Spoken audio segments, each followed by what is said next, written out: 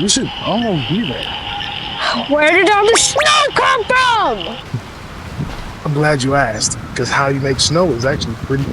If we really want to know how snow is formed, we got to start at the very beginning, and that's with water. As the sun heats up water from oceans, lakes, and rivers, it turns it into steam that rises into the sky through a process called evaporation. Next, as the steam rises, it cools down and forms tiny water droplets, creating clouds through a process called condensation.